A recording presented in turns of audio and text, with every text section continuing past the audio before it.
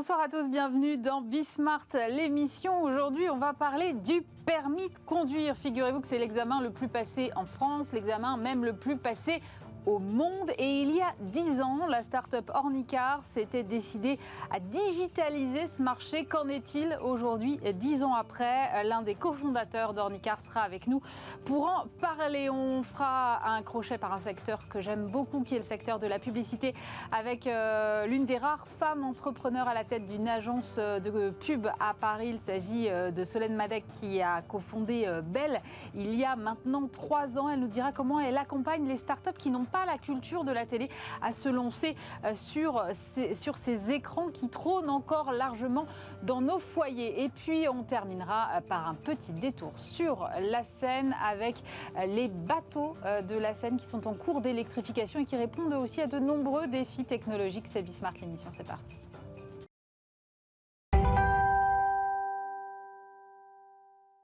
Et on va parler du permis de conduire avec Benjamin Guignot. Bonjour. Bonjour. Vous êtes le cofondateur d'Ornicar, plateforme d'apprentissage de la conduite en ligne, fondée en 2013. Alors 10 ans déjà.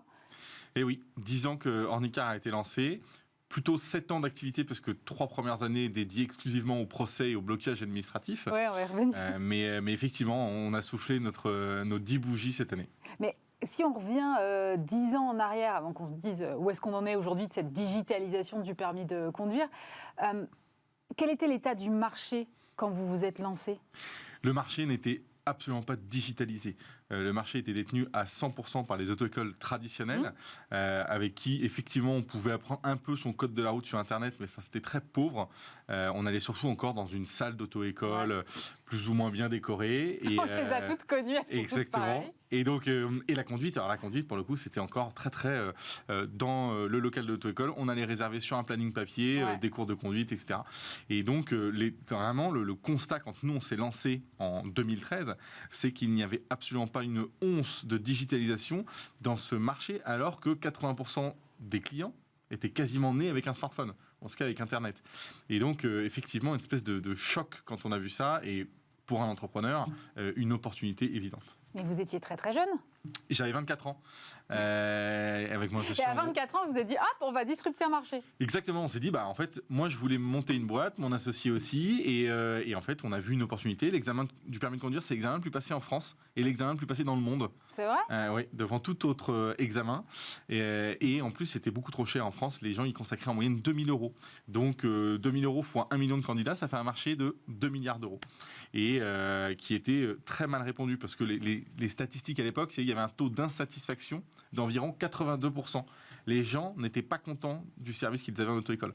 Et donc là, un gros marché, pas bien adressé, pour être honnête. Évidemment, la définition d'une opportunité pour un entrepreneur. Alors, vous l'avez dit rapidement, ça fait 10 ans que vous existez, mais ça fait 7 ans que vous êtes en activité, parce que les 3 premières années, vous avez dû faire face à une bronca de ce secteur qui ne voulait pas, finalement, être disrupté, si on peut le dire comme ça. Pire que ça, qui ne voulait pas innover. À la limite, se faire disrupter, on peut comprendre que les gens n'ont pas envie de se faire disrupter. Moi, aujourd'hui, qui suis acteur leader sur le marché, j'ai pas envie de me faire disrupter par des jeunes, c'est normal. C'est humain. En revanche, essayer de bloquer l'innovation pour éviter de se faire disrupter, ça, c'était beaucoup plus gênant. Il aurait fallu qu'ils innovent beaucoup plus vite, qu'ils accélèrent eux-mêmes leur digitalisation, et au lieu de ça, ils ont préféré consacrer leurs quelques euros à payer des avocats pour nous mettre 10, 15, 23 procès aujourd'hui. 23 procès? Aujourd'hui, c'est aussi notre 23e procès. Et donc, nous, on leur dit... Est-ce que vous avez toujours des procès là actuellement? On a toujours des procès qui sont en cours. Mais en fait, le problème, c'est que c'est une profession réglementée et que les syndicats doivent justifier des cotisations de leurs adhérents. Et donc, ils ont toujours un procès en cours pour dire, regardez, on se bat encore contre ce méchant acteur qu'est Ornicar, etc. Et donc, c'est plus une justification d'une action assez molle des syndicats de la profession, plutôt que des vraies revendications fondées sur quelque chose de sensé. Donc oui, aujourd'hui, il y a eu beaucoup de procédures en cours. On a bien fait marcher la justice. Néanmoins, il n'y a plus aucun risque de notre côté. Le modèle est acté. Aujourd'hui, Ornicar, il y a un jeune sur 2 en France en 2022 et donc un peu plus en 2023 qui passe au moins le code ou la conduite via la plateforme Ornicar. Donc on est devenu un acteur incontournable parce qu'on a réduit considérablement les prix de la formation et notre expérience utilisateur et la plus nickel possible. En tout cas, c'est le jour et la nuit avec ce qui est proposé par les acteurs traditionnels. Et vos relations, du coup, avec les acteurs traditionnels, 10 ans après, elles ne sont pas un peu pacifiées quand même ? Elles sont un peu moins présentes. On ne va pas encore en week-end ensemble, ouais. Mais ce qui est vrai, c'est que maintenant, on a plutôt un procès par an, quand avant, on en avait 4-5. Donc voilà, aujourd'hui, je pense qu'on est dans le décor. Les auto-écoles ont compris que la suite ne pourrait pas se passer sans Ornicar ou sans des acteurs comme Ornicar. Parce que moi, ce que j'ai toujours dit, c'est, à la limite, c'est Ornicar ou pas Ornicar, c'est sûr, c'est que ce secteur a besoin d'une innovation, d'une révolution digitale. Rien n'a été fait et vous ne bougez pas. Et vous êtes en train de me dire, c'était la première phrase qu'un président de syndicat m'a dit quand je l'ai rencontré au tout début en 2013, il me dit, mais vous n'avez rien compris, l'auto-école et l'Internet, ça n'a rien à voir. Je dis, mais 80% de votre cible sont nés avec un smartphone. Qu'est-ce que vous racontez ? Et donc, plus vous êtes convaincu que Internet ne peut pas améliorer l'expérience utilisateur et la qualité de la formation, plus c'est une opportunité pour nous. Et pendant ces 3 ans-là, juste pour en finir avec les débuts d'Ornicar, il n'y a aucun moment où vous vous êtes dit c'est bon, je lâche l'affaire ? On est toujours tenté de lâcher l'affaire parce qu'effectivement, à 24 ans, quand on reçoit la première assignation à comparaître des 6 syndicats de la profession, 12 mois de prison ferme par fondateur, 50 000 € d'amende, l'interdiction de monter une société pendant 5 ans sur le territoire français, et votre premier réflexe, c'est d'appeler votre maman et dire mais en fait, je vais peut-être retourner chez mes parents et puis retrouver un job. Et en fait, non. Ce qu'il a fallu qu'on se dise, et c'est un peu le job d'un entrepreneur, c'est de transformer toutes les mauvaises nouvelles en bonnes nouvelles. Mais s'il y a 6 syndicats, donc tous les syndicats de la profession, qui se mettent ensemble pour nous attaquer alors qu'on n'était rien, ils nous ont attaqué 3 mois après la création d'Ornicar, on n'avait pas de clients, pas de chiffre d'affaires, rien. Et en fait, plus la contre-attaque est forte, plus l'opportunité est importante. Et on s'est dit, si jamais on n'avait pas mis le doigt sur quelque chose d'extrêmement prometteur, on n'aurait pas eu une contre-attaque si véhémente. Et donc, c'est la raison pour laquelle on dit, que cela ne tienne, on y va. Oui, il y a eu des aléas et ma femme, ma famille ont subi des sautes d'humeur assez importantes pendant 3 ans. Néanmoins, on a bien fait de maintenir les efforts. Et comme la cause était juste et qu'on était dans le sens de l'histoire, ça nous a aidé aussi à dire, mais en fait, ce qu'on fait a du sens et c'est quand même important pour un entrepreneur. Donc, au bout de 3 ans, vous lancez vraiment l'activité d'Ornicar avec d'abord une offre qui se concentre plutôt sur le code. J'imagine que c'est le plus simple, entre guillemets, à digitaliser l'apprentissage du code. Effectivement, on commence par lancer notre offre de code de la route et puis quelques mois après, on lance la conduite avec des enseignants de la conduite diplômés qui sont détenteurs de leur propre véhicule double commande et l'histoire finalement décolle en 2016. Enfin, décolle, vraiment, on actionne la machine en 2016 et là...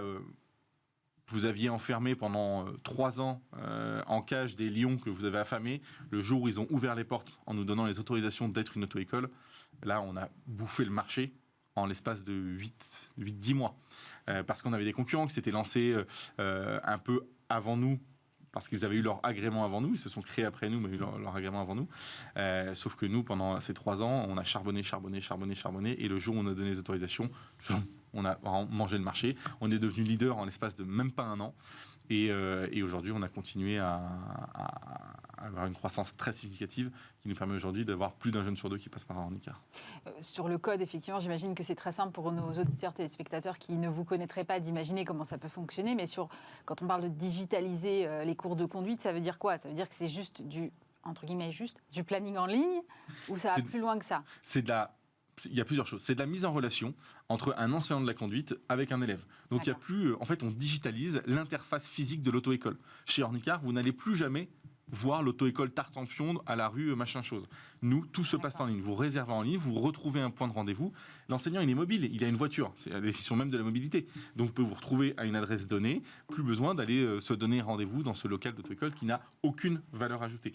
Donc, nous, c'est vraiment le parcours de l'accès à cette formation qu'on a digitalisé. Évidemment, la formation, c'est toujours un enseignant, un véhicule double commande, un élève. Voilà. Ça, on ne change pas les piliers de cette formation.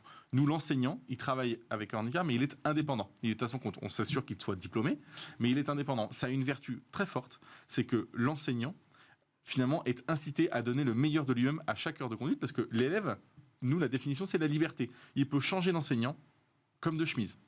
Si jamais il n'est pas content, son enseignant, la prestation est pas bonne. J'aurais adoré changer d'enseignant quand j'ai passé le permis Mais c'est une demande qui a été tellement forte en disant mais c'est hyper angoissant, si je m'entends pas bien avec cet enseignant, je vais faire 30 heures de conduite avec un enseignant dans une voiture bloquée, etc. C'est angoissant pour certaines personnes. Et donc, nous, on dit, mais non, mais si vous n'êtes pas content avec cet enseignant, vous changez. Mais l'enseignant, finalement, il a tout intérêt à prodiguer la meilleure formation et la meilleure pédagogie. Et d'ailleurs, il a un diplôme pour ça. Ils sont qualifiés pour faire ça. C'est leur job, ils le font super bien. Et de temps en temps, il y a juste des gens qui ne s'entendent pas. C'est humain. Et une auto-école, en France, en moyenne, c'est 1,4 salariés par auto-école. Ouais. Ah donc forcément, compliqué de changer d'enseignant quand il n'y a qu'un seul enseignant. Choix, quoi, voilà. Donc voilà, nous, aujourd'hui, à Ornicar, il y a plus de 2000 enseignants.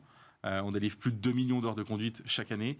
Le réseau est tellement vaste que ça permet une liberté, une flexibilité totale. Sur tout le territoire, là, aujourd'hui, Sur tout le territoire.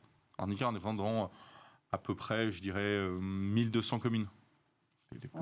Sur 36 000, c'est effectivement la part est faible, mais on a des enseignants qui sont mobiles et donc forcément qui couvrent plusieurs communes aussi. D'accord. Sur l'incidence sur les prix, quelle est-elle? Parce que le but, c'était aussi ça. C'était initialement de réduire le coût de ce permis. Vous disiez 2 000 € à l'époque? Exactement. En fait, il faut comprendre comment fonctionnait ce système. Ce système, c'est une auto-école demande un agrément auprès de l'administration qui lui donne quelques places de présentation à l'examen pratique, donc l'examen de conduite. Et donc, en moyenne, en France, c'est à peu près 5-6 places par mois qui sont données par l'administration à l'auto-école. Et donc, ça veut dire que l'administration impose à l'auto-école d'avoir un local, des frais, des charges, mais limite son nombre de clients à 6 clients par mois. Donc, la structure, elle doit faire supporter beaucoup de charges par peu de clients. Et aujourd'hui, nous, en Ornicar, on a dit, OK, on ne veut pas, c'est comme ça qu'on s'est lancé, on ne veut pas de ces places d'examen. Gardez vos places d'examen. Nous, on va passer par un autre système, c'est le candidat libre. Depuis, les choses ont évolué, mais ça, c'est la création d'Ornicar. D'accord. Et ce candidat libre nous a permis de dire, mais nous, on ne va pas avoir 6 élèves par mois. On va en avoir 30 000, 40 000, 50 000. Et donc, c'est comme ça qu'on a réussi à vraiment diminuer, finalement, le coût du permis de conduire. C'est que nous, on a fait supporter nos charges par 3 000 fois plus de clients qu'une auto-école traditionnelle. Et donc, aujourd'hui, Ornicar, c'est 37% moins cher que le prix moyen constaté sur le marché. Avant, on était 50% moins cher. Le marché a baissé entre 15 et 20% ses prix depuis le lancement d'Ornicar. Donc aujourd'hui, on a eu un impact sur le prix de la formation au permis de conduire, parce que depuis le lancement d'Ornicar, tout augmente avec l'inflation, sauf le prix de la formation au permis de conduire qui, lui, a baissé depuis ces 10 dernières années. Justement, il y a un projet de loi là, examiné au Parlement en ce moment pour faciliter l'accès au permis de conduire. Alors, recensement des aides possibles pour le financer justement, recours au CPF dans la même veine aussi, augmentation du nombre d'examinateurs, cours de code dans les lycées. Comment vous regardez ça? Nous, on est évidemment favorable à toute initiative qui permettrait d'améliorer cette formation et l'expérience sur cette formation au permis de conduire. Après, il faut proposer des choses qui sont plausibles, faisables, et il faut bien regarder en profondeur quelles sont les problématiques de ce secteur. Qu'est-ce qui fait que le permis coûte cher? C'est que entre un échec et un nouveau passage de l'examen pratique du permis de conduire, vous avez en moyenne en France 4 mois de délai. Vous devez donc vous former pendant 4 mois pour garder le niveau requis pour le jour de l'examen. Donc vous avez fait vos 20 heures, 25 heures de conduite, vous avez eu un premier examen, vous avez échoué, vous allez repasser dans 4 mois. Pendant 4 mois, vous allez devoir prendre des heures de conduite. En France, en moyenne, c'est 55 € par heure de conduite. D'accord. Donc vous allez devoir prendre, je ne sais pas, si vous êtes un bon élève, 3-4 heures de conduite pour garder le niveau requis, toutes les semaines, jusqu'à la nouvelle date d'examen. Et donc le problème... 3-4 heures de conduite par semaine jusqu'au nouvel examen? Jusqu'au nouvel examen. Donc, à 55 € de l'heure? Exactement. Ouais. C'est ça qui fait que le prix du permis de conduire est extrêmement cher aujourd'hui. Donc si on veut réduire le prix du permis de conduire drastiquement, comme l'a annoncé le président de la République il y a maintenant quelques mois, il faut réduire drastiquement les délais. Il faut pouvoir passer son examen du permis de conduire la semaine suivante, suite à un échec. Déjà, ça diminuerait le stress de l'élève le jour de l'examen. Oui, et deuxièmement, ça diminuerait considérablement la facture du prix de la formation du permis de conduire. Les aides, c'est bien. Le passer dans le lycée, les programmes sont déjà... Alors, ce serait en dehors des heures de cours, si j'ai bien compris. Oui, mais bon, enfin, c'est un vœu pieux. Néanmoins, ça me paraît compliqué. On a discuté à l'époque avec l'Éducation nationale, etc. Bon, c'est un très bel effet d'annonce. Est-ce que c'est vraiment possible de le mettre en place? Je ne sais pas. En tout cas, ça aura un prix infime. Le code de la route chez Ornicar, c'est 99 centimes d'euros par mois. Donc, c'est pas ce qui coûte cher dans un permis qui coûte en moyenne 1 000 €. Parce qu'en général, on a besoin de se former pendant 3 mois. Donc, on parle de moins de 3 €. Moi, je veux bien qu'on mette ça dans les lycées. Je ne suis pas certain que ça ait un incidence significative sur le prix de la formation permis de conduire. En revanche, si vous divisez par 2 le nombre de mois d'attente entre un échec et un passage, là, le prix va drastiquement baisser. Mais ce délai, il est peut-être lié aussi au fait qu'on manque d'examinateurs et que donc à un moment, il faut mettre un truc un peu incompressible parce que sinon, de toute façon, la liste... Et c'est pour ça que la mesure qui compte, c'est les examinateurs. Ouais. Ce délai ne dépend que des examinateurs. Il faut plus d'examinateurs. Qu'ils soient des agents de la fonction publique, que ça soit externalisé, à la limite, peu importe, c'est pas le sujet. Aujourd'hui, il y a 1200, 1300 inspecteurs qui sont actifs sur le territoire national. Il faudrait qu'il y en ait quasiment 30% de plus si on voulait vraiment réduire drastiquement le coût du permis de conduire.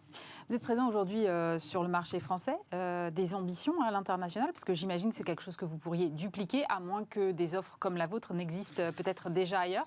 Alors, il a fallu faire un choix. Nos ambitions, elles se sont portées sur la France, mais sur un autre secteur d'activité, l'assurance auto.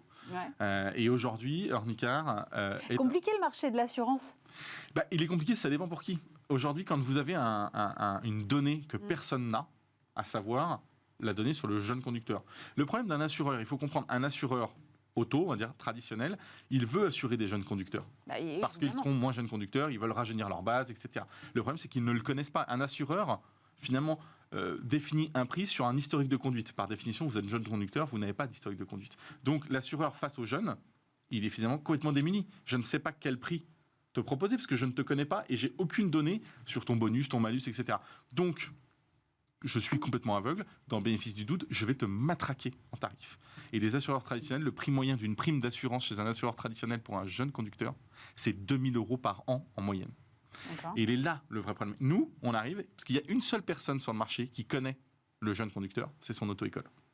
Nous, on l'a formé au code, on l'a formé à la conduite. Donc on connaît très bien quel type de conducteur est Kevin, Pierre, Martine, peu importe. Et donc nous, on va lui proposer des prix adapté parce qu'on sait quel type de conducteur c'est. Ça veut dire que, par exemple, vous allez pénaliser quelqu'un qui aurait raté son permis ou qui aurait eu... Non, parce qu'un échec à un permis, c'est pas forcément un problème. Effectivement, quelqu'un qui a eu des comportements inappropriés, qui a fait du bachotage, etc., il sera moins mis en avant sur le pricing de l'assurance. Nous, aujourd'hui, c'est notre pari. C'est-à-dire, OK, nous, on s'adresse à tout le monde pour l'assurance auto, mais notre effort, il est sur le jeune conducteur ayant reçu une formation Ornicar. On est tellement confiant dans la qualité pédagogique de notre formation qu'aujourd'hui, nous, on peut proposer des tarifs beaucoup moins chers en assurance auto à des jeunes conducteurs qui se sont formés par Ornicar. Vous avez dû vous associer à un assureur traditionnel pour développer vos offres ? Bien sûr, Ouais. à un assureur traditionnel, puis à des réassureurs.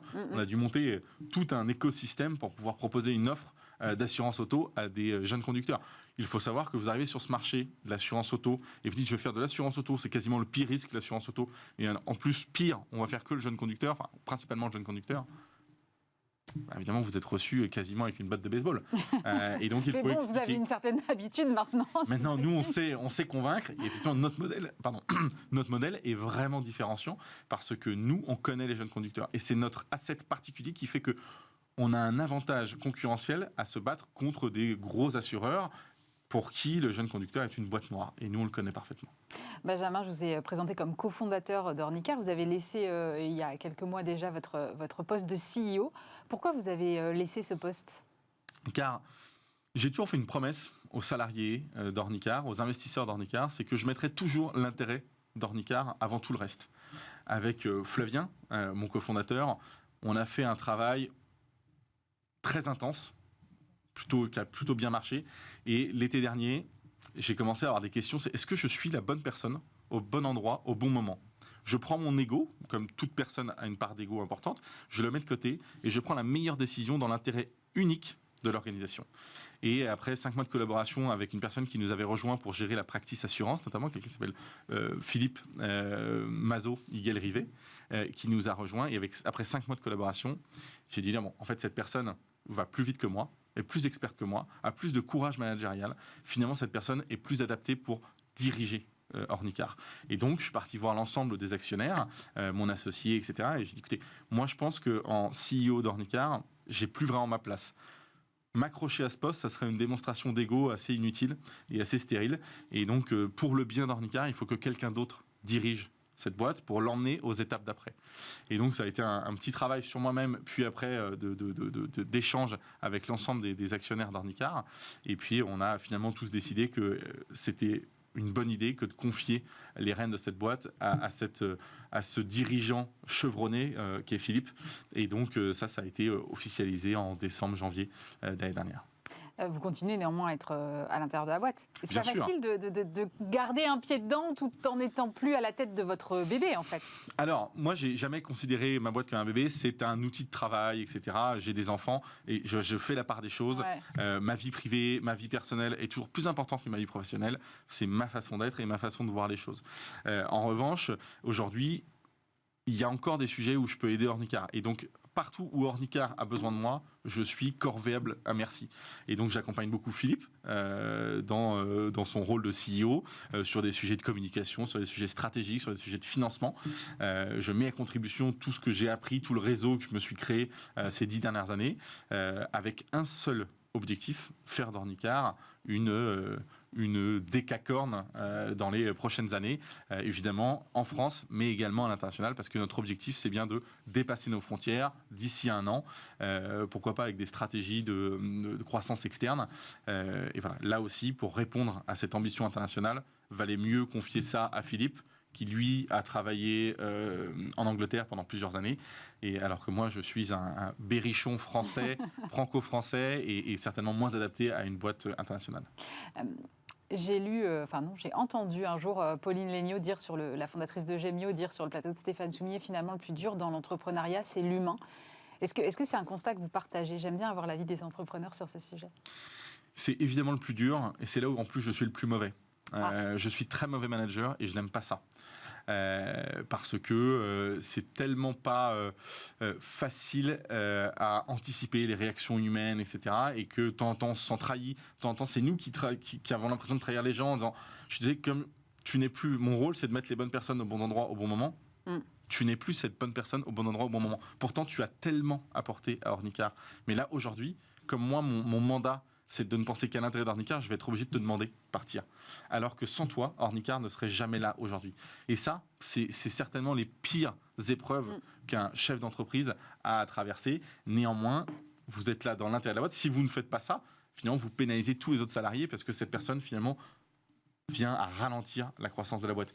Donc l'humain est terrible, très difficile à gérer, et moi, avec toute la lâcheté qui m'incarne, j'ai préféré filer ce rôle de manager à mon associé historique, et c'est lui qui avait beaucoup le management des équipes, parce qu'il faut savoir ce qu'on aime faire, ce qu'on veut faire, et là où on est bon.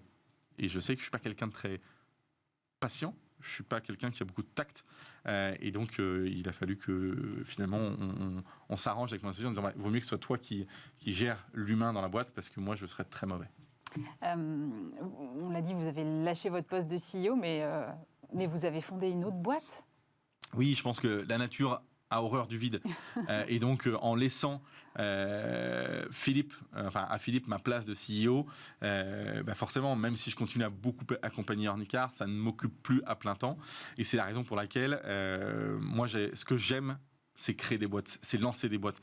Comme je suis moins à l'aise avec l'humain, moins il y a d'humain, plus je suis à l'aise. Logiquement. Et donc, moi, ce que j'aime, c'est lancer des boîtes, c'est révolutionner des marchés, c'est créer des marques. Et donc, très rapidement, après cette passation de ma place de CEO d'Ornicar, j'ai créé avec 2 associés une nouvelle boîte qui s'appelle Scarlett. Alors qu'Ornicar, je me suis battu pendant 10 ans sur le pouvoir d'achat des personnes de moins de 25 ans.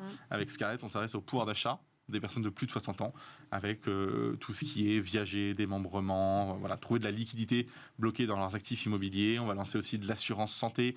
Voilà, donc un secteur complètement différent. Et moi, aujourd'hui, finalement, je navigue entre ces 2 boîtes. Ça me passionne. Il y en a une où c'est très stratégique, Ornicar, accompagnement stratégique de Philippe, etc. Et puis il y en a une où j'ai les mains dedans, et puis je fais tout moi-même, etc. Et ça fait du bien à l'ego aussi, de revenir dans une boîte où on est que 7 aujourd'hui. Et donc il faut tout faire soi-même. Et je pense que c'est une belle leçon.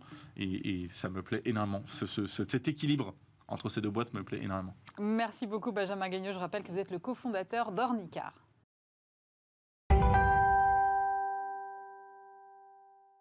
Et on va parler d'un secteur que j'aime beaucoup, qui est le secteur de la communication et de la publicité, en compagnie de Solène Madec. Bonjour. Bonjour. Alors Solène, vous êtes fondatrice et CEO de l'agence Belle. C'est une agence qui s'occupe plus particulièrement des startups, on va y revenir. Mais d'abord, Belle, c'est une agence qui a 3 ans. Vous avez fondé ça en entrepreneuriat même, alors que vous étiez encore au sein de l'agence Babel. Quelle a été la jeunesse de ce projet entrepreneurial? Qu'est-ce qui vous a poussé à lancer votre propre boîte? Je pense déjà une envie qu'on a depuis longtemps. Je pense que quand on a la fibre entrepreneuriale, on l'a. Qu'on tait plus ou moins. Donc, et à un moment de sa vie, on se dit ça y est, c'est le moment. Et souvent, le moment, c'est une rencontre. J'ai eu la chance de rencontrer mes 2 associés actuels, que sont Nathalie Alves et Pierre Duquesnoy, avec lesquels, en fait, on s'est mis à travailler de façon ultra naturelle, avec un taux d'efficacité qui était top, beaucoup de plaisir dans le travail. Et on s'est mis à travailler différemment de la structure dans laquelle on était hébergé. Et on s'est dit, ça mérite qu'on crée notre propre agence. On l'a vécu un petit peu comme, on va dire, hébergé de façon sereine dans un plus grand groupe. Et puis, une fois que le modèle a fait ses preuves, on a décidé de le racheter. Et donc, on est indépendant depuis le 22 juillet dernier d'un point de vue juridique. Qu'est-ce qu'il y a de si différent dans votre façon de travailler avec vos associés? Alors, déjà, on n'a pas le même métier. Nous, on est vraiment une agence publicitaire, très sociale et digitale. Babel est une très grande agence, près de 200 collaborateurs, plutôt sur des enjeux corporate, avec une grande complexité, des très grands déploiements. Nous, on a eu envie de faire une agence qui nous ressemble. Ça faisait 10-20 ans qu'on était dans ce métier. Moi, j'étais 10 ans aussi chez l'annonceur, donc je savais peut-être ce dont le marché avait besoin. Pierre et Nathalie avaient aussi... Pierre, par exemple, il a été DC à Londres d'agence digitale. Il a en même temps fait les bébés Evian. Donc, on avait tous envie, avec suffisamment de seniorité, de se dire, on a envie de faire notre métier avec notre façon de faire. Donc, c'est vraiment une maison d'artisans belle, ultra agile. Il n'y a pas le stagiaire, le directeur du stagiaire, le stagiaire directeur. On a beaucoup grossi. On est quasiment en train de passer de 10 à 30 en très peu d'années. Donc, mais avec toujours les seniors aux manettes. Parce que notre métier est beaucoup plus compliqué qu'avant. Moi, je rêve de faire un métier comme dans Mad Men. On sortait juste une affiche ou c'est vrai, un film. Ça paraît simple, en fait, en y réfléchissant. Je me dis, mais même les créatifs, parfois, on se dit, mais quelle chance ils avaient, ces publicitaires. Il y avait beaucoup plus d'argent, beaucoup plus de délais et beaucoup moins de déploiement. En même temps, le terrain de jeu est plus vaste. Alors voilà, trêve de plaisanterie, ça demande... c'est assez rigolo, le métier a beaucoup changé en publicité ces dernières années. Et même, je vois, a changé depuis 4 ans. Ah oui, qu'est-ce qui a changé depuis 4 ans? Aujourd'hui, vous êtes beaucoup sur des marques qui ont des budgets plus restreints, c'est normal. Et l'inflation, la crise en Ukraine n'a pas amélioré les choses. Donc, on se retrouve sur des contrats publicitaires où souvent, on est amené à... la première année, on refait un petit peu, on va dire, les grands héros de la publicité, à savoir des films publicitaires, des grandes campagnes, des shoots ad hoc. Et après... Il faut savoir maintenir cette conversation renouvelée à chaque fois avec des supports qui sont nouveaux, notamment grâce au digital et au social. Et ça nous offre des opportunités de créativité plus grande, de parler avec plus de temps. En télé, les formats se raccourcissent. On était sur le 30, maintenant le nouveau 30 est un petit peu le 20 secondes. Donc avoir de la place pour raconter des choses, c'est aussi plus compliqué. Et donc c'est la chance aussi du social. On a plus de temps pour raconter des sujets, de la pédagogie, d'intéresser les consommateurs sur des questions qui se posent, d'apporter des réponses, d'être plus dans une logique servicielle. Et puis en même temps, il y a TikTok qui est arrivé, où il y a encore des choses à faire. Donc on peut aussi plus s'éclater. Mais voilà, c'est Belle. On essaye d'avoir une proposition de valeur qui est des seniors aux manettes, très agile et très rapide. C'est d'ailleurs pour ça qu'on bosse beaucoup aussi avec des acteurs de la nouvelle économie. Et en même temps, un piano publicitaire qui s'est... au début, il n'y avait que la presse, la radio. Un jour, il y a eu la télé. Maintenant, il y a le digital et le social, mais c'est le même piano. Et donc, on essaye de très bien travailler sur ce piano élargi avec une très forte conscience business. Donc, c'est, on va dire, ce faisceau de choses qui fait que on s'est dit, ça mérite d'avoir une proposition de valeur ad hoc. Et c'est comme ça qu'est née Belle. Et comme ça a très bien fonctionné, on a pris notre envol et donc on est devenu indépendant. Alors, parmi vos clients, il y a beaucoup de start-up, d'acteurs de la nouvelle économie, comme vous dites, start-up, scale-up et licorne. Ce sont des entreprises qui sont digital native, est-ce qu'elles trouvent aujourd'hui un intérêt à communiquer en télé? On les voit assez peu finalement. Est-ce que c'est tout simplement pas leur culture? Comment est-ce que vous les accompagnez sur ces enjeux? Est-ce qu'il faut même qu'elles y aillent? Ouais. Alors, c'est très juste. Alors, on a 2 types de clients. On a en effet, la majorité de notre chiffre d'affaires est quand même sur, on va dire, les entreprises traditionnelles, mais qui, voyant qu'on est très implanté dans la nouvelle économie, se disent « Ah bah tiens, ils ont l'air d'être assez digitaux et branchés sur les nouveaux usages ». Mais en effet, on a aussi toute une part de notre activité qui sont sur ces acteurs de la nouvelle économie, où en effet, on est dans une logique « je veux pas ». Quand je dis « je veux pas », c'est « je rêverais d'avoir une marque plus connue ». Donc, ils languent sur des clients qui ont des marques installées, qui ont su investir dans de la notoriété et de l'image, et en même temps qui se disent « Oh là là, est-ce que je vais pas foutre mon fric par la fenêtre ?» Et donc, il y a une sorte de dualité de sentiments. Voilà, de dualité. Et donc, c'est pour ça que souvent, c'est un petit peu au pied du mur qu'ils y vont. Quand je dis au pied du mur, c'est que on accompagne ces entreprises donc, sur la construction de la marque. Auparavant, ils ont beaucoup travaillé sur un marketing à la performance. Donc, ils ont travaillé sur 2 choses. L'amélioration de leur expérience, donc beaucoup de dev, beaucoup de travail sur les features, sur la partie expérientielle, donc la proposition de valeur qu'ils offrent. Et une logique très perf, SEA, display, vraiment. Et au bout d'un moment, ils atteignent un plafond de verre. Ils se rendent compte que même la rentabilité de leur investissement à la perf est moindre. Et souvent, ils ont une levée de fonds qui fait qu'il faut dérouler une autre partie du business plan et aller pêcher plus large. Et pour aller pêcher plus large, c'est-à-dire trouver des consommateurs au-delà de vos early adopters, il faut travailler sur la notoriété de votre marque pour justement vous faire connaître auprès d'un bassin d'audience qui est plus large. Alors, on ne passe pas, c'est très rare, d'une marque qui est 100% à la perf à de la télé. La majorité du temps, je prends le cas par exemple de Conto, qu'on accompagne depuis plusieurs années, on commence par une première campagne d'image. Alors elle peut être 100% digitale, qui était vraiment du paid, mais dans une logique de notoriété sur Conto, ou on peut commencer pour beaucoup d'entre eux par de l'affichage métro. Je ne sais pas si vous regardez, la majorité du métro parisien aujourd'hui... Absolument, c'est vrai. Et donc en fait, c'est souvent une façon pour eux de faire un galop d'essai, qui est, je commence à investir dans la marque, mais je suis très héroïste, donc même si on fait beaucoup de pédagogie avec eux, et vous évoquiez les notions de culture d'entreprise, c'est vrai, ils n'ont pas cette culture de la marque, et ils ont toujours peur de se faire avoir, entre guillemets, en se disant, je ne suis pas dans la maturité d'une marque comme Coca, Danone, à pouvoir faire des grands films comme ça, et de me dire, OK, à un moment donné, comment mon trafic sur site a augmenté, l'acquisition de leads. Donc, on les accompagne justement, et même nous, on a fait changer notre façon de faire notre métier, notamment grâce à mon associée Nathalie Alves, qui est très spécialisée sur les plans d'action, pour faire, le terme est horrible, de la brandformance. C'est-à-dire de la brandformance, ah ouais, non, c'est pas très joli. C'est pas très mais joli. on comprend. Ouais, voilà, c'est comment on fait de la brand, comment on commence à faire de la notoriété, sans laisser tomber quand même les enjeux de performance. Parce que le nombre de fois où on a fait vraiment des spots dans le KPI, on se met d'accord dans une salle de réunion qui est est-ce que le KPI sera bien, comment la notoriété augmente, et 3 jours après la diffusion qui est mais je vois pas le trafic sur site qui augmente. Ah oui, moi c'était pas dit ça. Mais donc ça veut dire qu'il faut le faire. Donc à chaque fois, maintenant chez Bell, on fait à la fois des très forts, on fait beaucoup de projets sur cette construction de marque, à la fois en termes de positionnement, parce qu'au-delà de la notoriété, il y a qu'est-ce qu'on raconte et comment on est singulier. Et comment j'assure quand même, pour les actionnaires, une lisibilité sur un début de performance où on se dit, je ne suis pas en train d'investir en me disant peut-être que dans 5 ans, ça va marcher, parce que ce n'est pas la temporalité de ces entreprises. La temporalité de ces entreprises, c'est qu'il faut une lecture sur le ROI de toutes leurs actions. Je pense qu'elles soient RH, commercial, marketing ou autre. Donc voilà, donc on travaille main dans la main pour à la fois les faire progresser sur cette culture de la marque et en même temps être en empathie avec la culture héroïste qu'ils ont.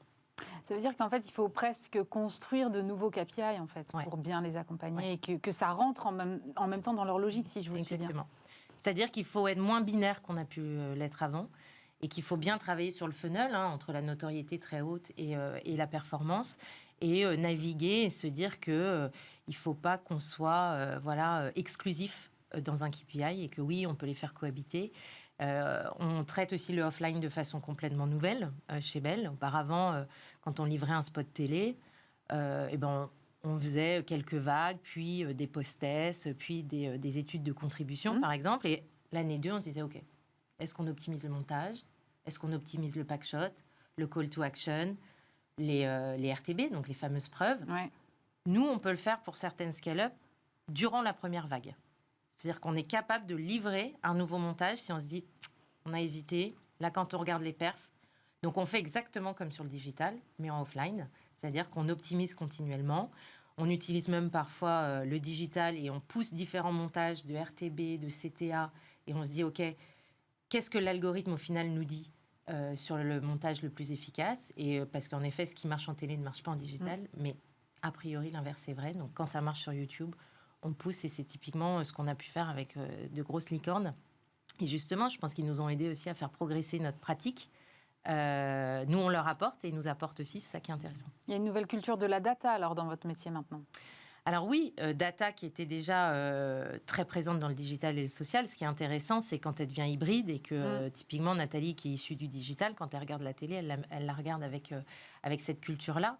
Et en effet, c'est pouvoir rassurer l'ensemble de nos clients sur la valeur qu'on leur apporte. C'est-à-dire que moi, j'ai été 10 ans annonceur, on est entrepreneur, on a conscience que quand on investit, il faut prouver la performance de nos actions. Et donc, c'est ce qu'on essaye de faire vraiment, mais de façon sincère chez Bell. Donc, soit via de la data, des études, des pré-tests, beaucoup d'analytics en fait. Ouais. On a beaucoup dit que la télé était un peu un outil passéiste, on va dire. Aujourd'hui, vous considérez quand même que ça reste une vraie opportunité et qu'on n'en est pas du tout là, quoi. Non, on n'en est pas du tout là. Et ce qui est drôle, c'est que, je vous disais, on a 2 jambes chez Bell. On a les clients historiques et les nouveaux acteurs, et chacun lorgne sur l'autre. Oui, c'est ça. Les nouveaux acteurs, ils rêveraient d'avoir une marque connue comme des marques historiques, et les marques historiques rêveraient d'être modernes comme les autres. Et ce qu'il y a d'intéressant, c'est que aujourd'hui, il y a certaines licornes et certains fonds d'investissement qui sont derrière certaines licornes. Nous, c'est drôle, c'est certains fonds d'investissement qui nous amènent certaines marques qu'on accompagne. Disant, voilà, on les a accompagnés dans l'hypothèse où ils allaient progresser sur la marque.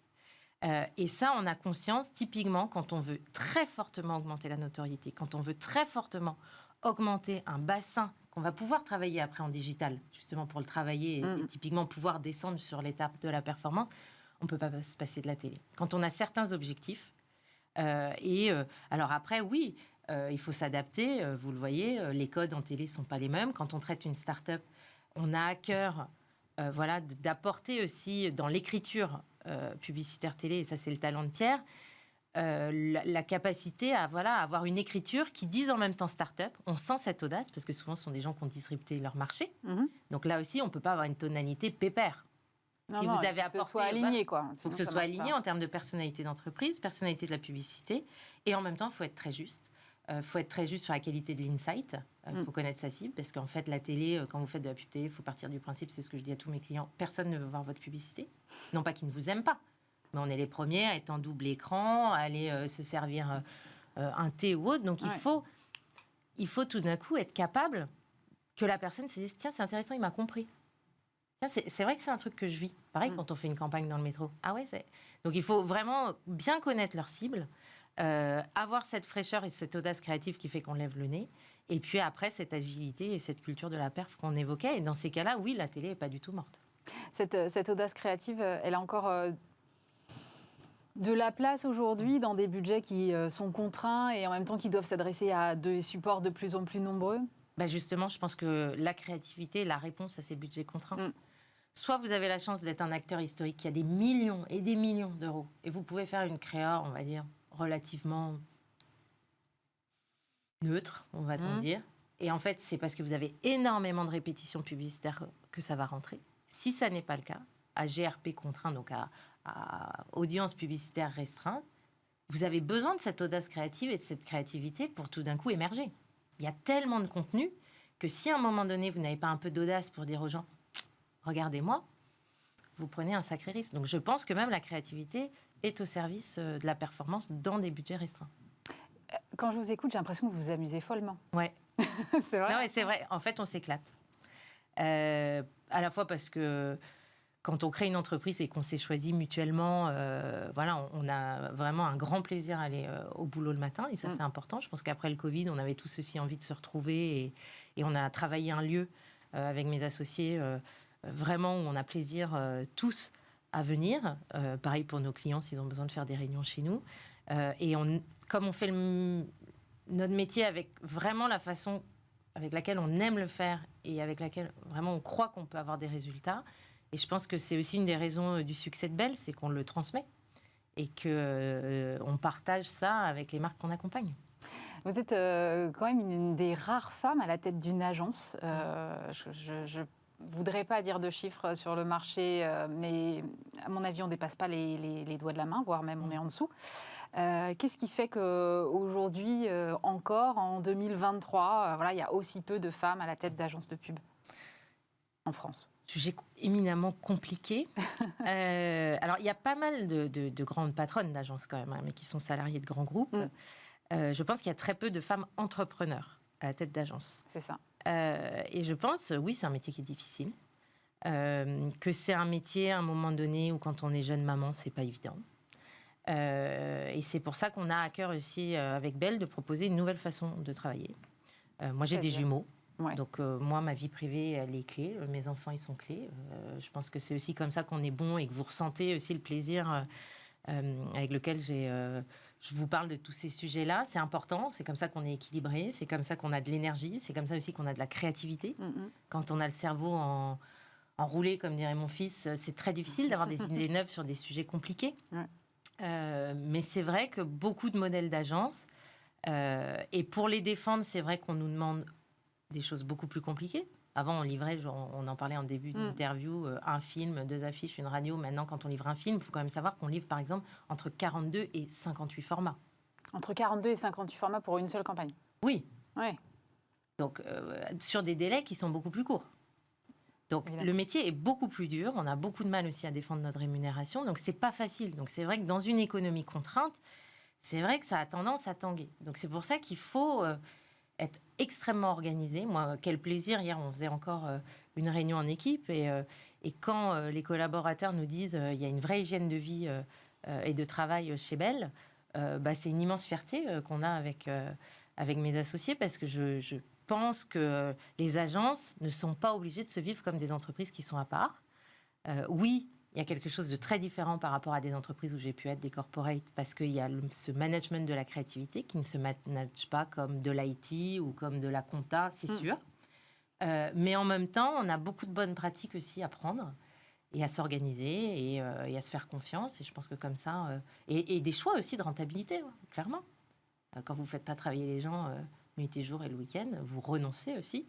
Mais il faut être en phase avec ses valeurs, et je crois que c'est nos valeurs à Pierre, Nathalie et moi. Donc, Et c'est cet équilibre-là qui permettra d'amener plus de femmes à des postes comme le vôtre? Clairement. Clairement, si vous ne vous dites pas, parce qu'en publicité, le nombre de jeunes femmes que vous avez au début en chef de pub, en créatif, beaucoup. Et au final, vous en avez de moins en moins. C'est qu'à un moment donné, il y a un renoncement. Or, ces filles-là, elles pourraient très bien être un jour directrices de création ou patronnes d'agence. Mais à un moment donné, elles ont dû sentir que ça n'était pas compatible avec le modèle de vie auquel elles aspiraient. Donc, c'est aussi à nous de faire ce que toutes les entreprises de tous les secteurs, dans beaucoup de régions géographiques, font. Il faut qu'on bosse pour que ce soit compatible. C'est du boulot, c'est des choix stratégiques, mais c'est possible. Vous êtes aussi parmi les cofondatrices de Leia Capital, fonds de capital risque qui n'investit que dans les projets portés par des femmes. C'est votre façon aussi de pousser cet entrepreneuriat féminin? Oui, exactement. Quand on voit que alors les équipes cofondées par des femmes, c'est 25% des startups et elles lèvent, je crois, la dernière étude, c'était encore moins de 5% des fonds. Et quand on regarde, alors sur les petites levées de fonds, il y a des femmes, mais si vous regardez les séries, les grosses séries, il n'y a plus de femmes en termes de fondatrices. Il y a un vrai problème. Pour autant, elles ne sont pas moins talentueuses. Hein. Là, c'est pareil. Ce n'est pas une histoire de talent, ce n'est pas une histoire d'idée, ce n'est pas une histoire d'organisation. Donc, on a eu envie de proposer ça. Au début, on était une quinzaine, maintenant on est une trentaine, avec cette volonté de participer à un plafond de verre qui se casse sur le financement des femmes entrepreneurs. Il y a une double vocation, il y a ça, il y a financer des femmes entrepreneurs et il y a aussi développer l'investissement au féminin.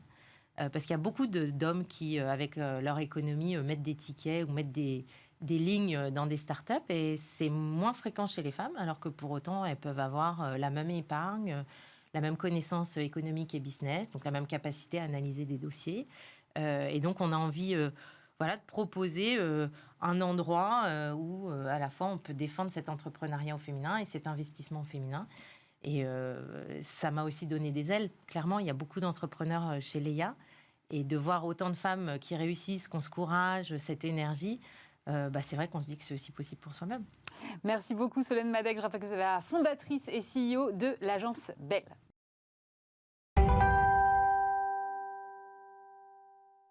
On poursuit cette émission en voguant sur la scène, tiens, pour une fois, avec Arnaud Daniel. Bonjour. Bonjour. Vous êtes directeur général des activités scènes de Sodexo Live. Alors, je pense que tout le monde connaît Sodexo, mais Sodexo Live peut-être un peu moins. Est-ce que, pour commencer, déjà, vous pouvez me resituer un peu ce que c'est que cette activité au cœur de Sodexo? Bien sûr. Alors, Sodexo Live, c'est la marque mondiale de Sodexo, qui est spécialisée donc en restauration, en hospitality, et notamment dans tous les événements sportifs que peuvent être, par exemple, le Tour de France, Roland-Garros, les Jeux Olympiques de 2024. Ouais. C'est aussi les restaurants de la Tour Eiffel, avec donc le Jules Verne, avec le chef Frédéric Anton, Madame Brasserie, avec le chef Thierry Marx, et aussi tout ce qui est vente à emporter. Mais c'est aussi des stades aux États-Unis, ce sont aussi des stades en France, et évidemment donc la Seine, les bateaux parisiens, les yachts de Paris et les bateaux-bus. Alors vous avez les 3 marques en fait. Je dirige les 3 marques, exactement. Je dirige les 3 marques. Tout ce qui flotte sur la Seine et au nom de Sodexo, c'est sous ma responsabilité. D'accord. Alors, sur ces 3 marques, ça fait une flotte de combien de bateaux? 26 bateaux. Plusieurs ports. Donc j'ai un port qui est le port de la Bourdonnais, qui est basé au pied de la Tour Eiffel. J'ai le port de Javel, j'ai le port de Henri IV, j'ai le port. Donc j'ai plusieurs ports. Voilà, j'ai contracté avec le port de Paris. Donc c'est mon autorité organisatrice. Et j'ai 26 bateaux. J'ai plus de 500 salariés sous mes ordres, avec plus de 40 nationalités et 60 corps de métier. Comment ça, 60 corps de métier? 60 corps de métier. Donc ça va évidemment du chaudronnier, en passant par le marketing, en passant par des capitaines, des matelots, en passant par des cuisiniers, des commis. Voilà. Donc j'ai 60 types de métiers sous ma responsabilité. Mais il fait quoi le chaudronnier? Pardon, je suis très très interpellée. 26 bateaux faits de fer, donc voilà, il y a des réparations, il y a des fois des améliorations. Donc voilà, on a des personnes qui sont spécialisées en soudure, on a des personnes qui sont spécialisées en navigation, en salle, en restauration, en accueil. Voilà, donc c'est toutes ces personnalités, me permettent d'être ouvert 365 jours par an, 7 jours sur 7. Vous, évidemment, transportez beaucoup de passagers. J'aimerais que vous me donniez le nombre, parce qu'évidemment, j'imagine, il y a une activité touristique pure, et puis il y a sans doute une activité un peu entreprise aussi, non? Il y a exactement deux types vraiment de grosses activités. On a l'activité individuelle, donc le touriste qui vient à Paris. Ça va du français, la famille française, en passant par la famille japonaise, la famille américaine qui visite Paris. Et donc, nous avons plusieurs types d'activités. Donc, bateau-bus, qui est une activité où il y a 9 escales répartis sur la Seine, et vous montez, vous descendez à volonté sur la Seine. Nous avons une activité de croisière-promenade d'1 heure, donc vous partez et on vous traduit en 15 langues l'histoire de Paris, avec les monuments, les sites emblématiques que peuvent être la Tour Eiffel, que peuvent être l'Hôtel de Ville, le Louvre, le Musée d'Orsay. Et nous avons aussi les croisières-restauration, donc qui nous permettent soit d'accueillir des familles, des mariages, des baptêmes, des communions, mais aussi des repas en amoureux pour la Saint-Valentin, le 31 décembre, où on reçoit le monde entier qui vient fêter donc la nouvelle année à bord des bateaux parisiens et des yachts de Paris. Et donc en termes de volume, ça représente combien de personnes? Alors plus de 4 millions et demi de visiteurs par an sur mes bateaux. Voilà. Si la Seine était un monument, on a à peu près 8 millions de visiteurs. Donc on a plus de visiteurs sur la Seine que sur la Tour Eiffel. Comment? Pardon? Oui, la Seine a plus de visiteurs. Si la Seine était un monument, il y aurait plus de visiteurs sur la Seine que sur la Tour Eiffel. La Tour Eiffel, c'est 7 millions et demi suivant les années. Et nous, on est plutôt aux alentours de 8,5 millions de visiteurs par an. Incroyable. Je vous ai fait venir parce que vous avez évidemment une activité donc centrale, on a bien compris, au cœur de Paris. Et comme toutes les industries touristiques notamment, vous êtes engagé dans une transition écologique. Alors c'est un virage que vous avez amorcé en 2003. Quelles ont été les différentes étapes pour mettre en place, amorcer cette transition? Alors, Sodexo, déjà, c'est dans notre ADN. On a un programme de développement et d'engagement sociétal vraiment ancré dans notre ADN. Et donc, depuis que moi, je suis donc au bateau parisien, et avant, même ça avait commencé avant, depuis 2003, nous avons déjà étudié tout ce qui est à l'époque les technologies qui existaient. Donc, nous avons travaillé déjà sur de l'hybridation. Ouais. Donc, l'hybridation, nous avons travaillé sur des carburants alternatifs. Donc, nous avons actuellement toute notre flotte qui est équipée d'un carburant qui s'appelle le GTL, le Gas to Liquid, et qui permet de réduire allez, on va dire 50 et 60% suivant les particules, de réduction de particules. Toute cette démarche, amorcée depuis 2003, nous a déjà permis d'obtenir 6 titres, 6 remises de premier prix avec le port de Paris, qui nous a félicité pour cette démarche environnementale que nous avons initiée depuis des années. En revanche, depuis maintenant 3, 4 ans, 5 ans, nous avons commencé à regarder ce qui se faisait dans les nouvelles technologies. Donc nous avons fait un benchmark, nous avons été visiter de différentes villes en Europe ou dans le monde. Nous avons regardé si c'était adapté et adaptable à nos bateaux, puisqu'on a différents types de croisières. Et donc ce qui est possible de faire sur certains types de métiers ne l'est pas, par exemple, pour une croisière promenade. Un bateau promenade part dès 9h30 le matin et revient vers minuit le soir. Donc il est tout le temps sollicité. Donc par exemple, de l'électrique, ça ne pourrait pas être possible? Exactement, vous avez tout compris. Donc c'est pour ça que l'électrique est adapté à l'instant T, puisqu'on n'est pas encore arrivé à trouver la bonne solution. En revanche, l'électrique nous permet pour la croisière déjeuner, dîner, voilà, puisqu'après on peut recharger l'après-midi, on peut recharger le matin. En revanche, pour les croisières promenades qui sont sollicitées comme les bateaux-bus, extrêmement sollicités, c'est très compliqué. D'où notre choix de partir sur l'hybridation.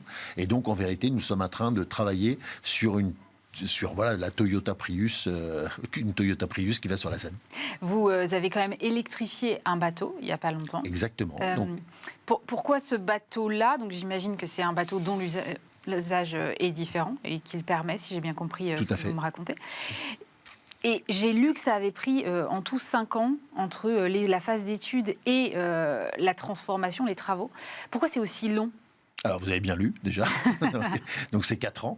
Exactement, c'est 4 ans. Donc, en vérité, déjà, il a fallu trouver la bonne technologie. Il a fallu trouver le bon opérateur. Et après, il a fallu faire de la R&D, parce qu'on est encore dans les prémices. On est sur la Seine, ça reste encore des prémices. On est un très grand groupe. On est le leader. On est la compagnie numéro 1 sur la Seine. On occupe 65% du marché de la Seine, à nous tout seuls. En revanche, tous mes concurrents, et j'ai 2-3 très gros concurrents, mais après, le reste de concurrents, c'est essentiellement composé d'un bateau ou deux. Et donc, il n'y a pas beaucoup de gros, de gros, entre guillemets, constructeurs qui sont intéressés pour l'instant. Donc, il faut qu'on trouve aussi le bon partenaire. C'est ce que nous avons fait. Donc, on a travaillé pour le Cachemire avec... le Cachemire, c'est le nom du bateau. Excusez-moi, c'est le nom du bateau. Pour moi, c'est tellement évident. Le Cachemire, c'est le nom du bateau. C'est un yacht de Paris.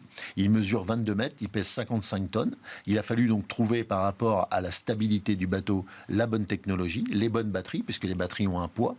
Et donc, il a fallu répartir sur le poids du bateau à bâbord et à tribord pour que ça soit évidemment égal. Et donc, on a travaillé sur des batteries. Donc, on a 120 kW de chaque côté, bâbord et tribord du bateau. Et ce bateau, maintenant, c'est le seul bateau d'une telle taille à être 100% électrique sur la Seine. Et vous avez fait le choix du rétrofit et pas d'investir dans un autre bateau neuf qui serait déjà conçu? Tout à fait.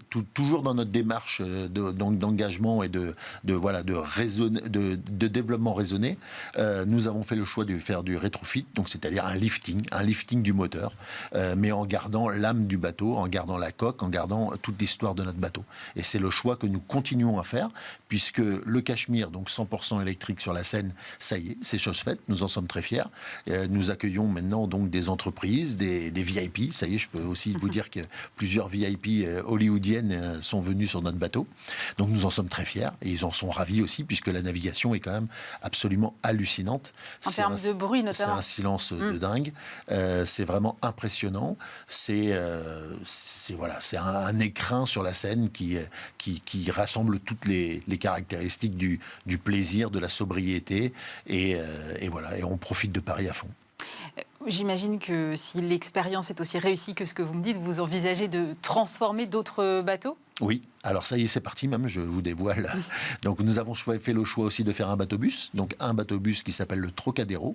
Le Trocadéro, lui, va partir aussi dans les prochaines semaines en hybridation, puisque rappelez-vous ce que je vous ai dit en début d'interview, le bateau est utilisé de 9h30 jusqu'à minuit le soir. Ouais. Et à aucun moment il s'arrête. Donc aucune technologie actuellement ne permet, notamment électrique, ne permet de ça. Donc nous partons sur de l'hybridation. L'hybridation, par contre, permet à ce bateau de naviguer à 80% électrique dans le bief parisien. Donc c'est plutôt... voilà. Et il y aura 20% au cas où, s'il y a besoin, suivant le débit de la Seine, d'utiliser l'autre énergie. Et nous avons aussi un bateau-restaurant qui s'appelle le Diamant. Un bateau-restaurant, donc là aussi, entièrement vitré, qui permet de découvrir Paris de façon Enfin, voilà, c'est absolument sublime. Et ce bateau-restaurant, lui aussi, va partir dans le cadre d'une hybridation, puisque là, pour le coup, le côté électrique, le bateau est tellement plus gros que le Cashmere. Rappelez-vous, je vous ai parlé d'un bateau de 22 mètres, le Cashmere de 55 tonnes. Là, sur le cristal et le diamant, tous ces bateaux-restaurants, on est plutôt sur des bateaux de 60 mètres. Donc avec un tonnage beaucoup plus impressionnant. Et pour l'instant, donc l'hybridation nous permet. Vous parlez de bateau-restaurant. Est-ce que cette volonté d'avoir un mode de transport plus responsable, plus écologique, vous le traduisez aussi en cuisine? Comment est-ce que vous travaillez sur ces enjeux? Circuit court, toujours. Donc ça aussi, c'est dans l'ADN de Sodexo et de Sodexo Live. Donc nous sommes en circuit court. Nous travaillons avec des chefs qui sont là-dessus très pointilleux et soucieux de travailler avec des producteurs locaux, de travailler avec des produits donc dans le cadre d'une démarche RSE. Nous refusons de travailler certains légumes ou certains fruits suivant la saison, puisqu'on considère que ce n'est pas la saison. Nous avons vraiment là-dessus aussi, on pousse jusque dans l'assiette notre démarche RSE. Vous avez, ou plutôt vous allez être partenaire des JO 2024. Je crois que c'est notamment Sodexo qui va nourrir les athlètes. Et on sait que la cérémonie d'ouverture va se passer sur la Seine. Donc ma question est tout à fait logique. En tant que partenaire des JO, est-ce que vous allez prendre part à cette cérémonie sur la Seine? Alors, pour ce qui est purement Seine, pour l'instant, c'est encore un tout petit peu trop tôt pour en parler. On est encore dans les... Mais en revanche, ce que je peux vous dire, et là-dessus, je suis même très fier de vous le dire, c'est que Sodexo Live va être partie prenante de façon très importante lors des JO 2024. Nous allons nous occuper donc du village olympique. Nous allons nous occuper de tous les athlètes, de tous les supporters. Nous allons être en charge de toute la logistique de tous ces villages et des 14 sites en plus du village olympique. Donc nous avons plus de 40 000 prestations par jour. C'est énorme. En fait, je pense qu'on ne mesure pas 40 000 prestations. 40 000 prestations par jour sur le village olympique. Donc c'est colossal. Donc nous avons pour cela 6 000 salariés qui vont se joindre à nous pour nous aider à faire de cet événement mondial. Que vous recrutez en ce moment ou qui sont déjà... Alors on a déjà des salariés. On a aussi des volontaires au sein de nos équipes Sodexo Live. Mais en plus, nous allons évidemment recruter et nous staffer pour justement rendre ce moment magique et montrer tout le savoir-faire de Sodexo Live. Ça a un impact, j'imagine, fort sur la culture d'entreprise, non? Un événement comme ça. Je peux vous assurer qu'en ce moment, on est tous motivés et qu'on est super fiers. Merci beaucoup Arnaud Daniel. Je rappelle que vous êtes directeur général des activités saines de Sodexo Live.